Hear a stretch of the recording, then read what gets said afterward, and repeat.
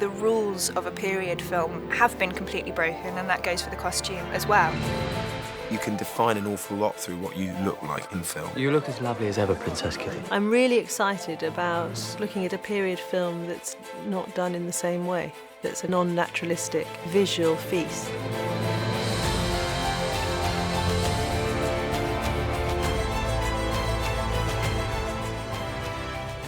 In our very first meeting, Joe said we're going to mix 50s couture with 1870s silhouettes. A lot of 50s couture was looking back to a late 19th century style, and the two meshed together really well.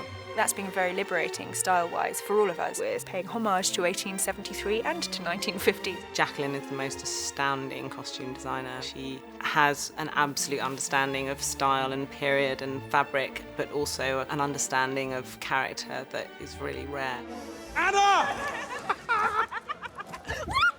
There's two dresses that have got really 50s bodices. The dress that she wears at the tea room and in the Grand Hotel, and the dress that she wears at the races. It's got an asymmetric fastening like this with buttons and a swoop of taffeta around the neck, and then the same 1870s skirt shape. And they differ from the 50s in the sense that they've got a long kind of tail which folds into the bustle so that it accentuates the 1870s shape. It's a real sliding scale, with Anna being the most 50s, and then it slides away to becoming more and more period, with the exception of Betsy, who is not at all period.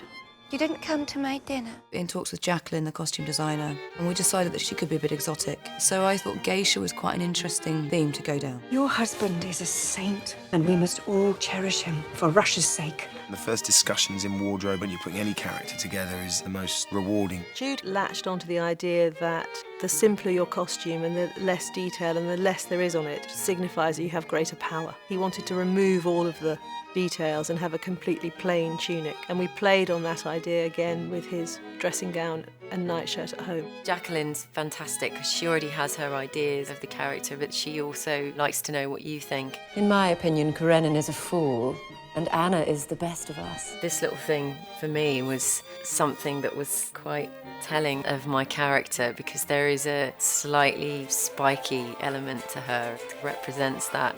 My dear, I'm a sales catalogue. Costume design has been an eye-opening experience for me with Jacqueline. The way they approach costume, there's a huge amount of the character came through the different looks. I'm Countess Vronskaya. I've been in St. Petersburg for the christening of a granddaughter.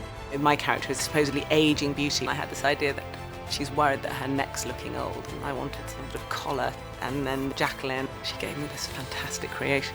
Count Vronsky. Yes? He's a rich, good-looking cavalry officer with nothing better to do than make love to pretty women.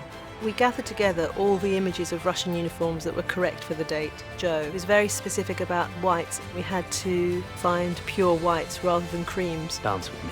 Having me in this black costume and Aaron in this white one, entwining hands and everything, it suddenly became this yin and yang thing, which is what makes it so interesting. The more and more stylised it became, the more I thought that the 50s styling fit in. It's great for the film. I think it's another strand in the theatricality of it. We just set off in the boat that takes us through Anna Karenina, and we get to the other side, and you hope for the best.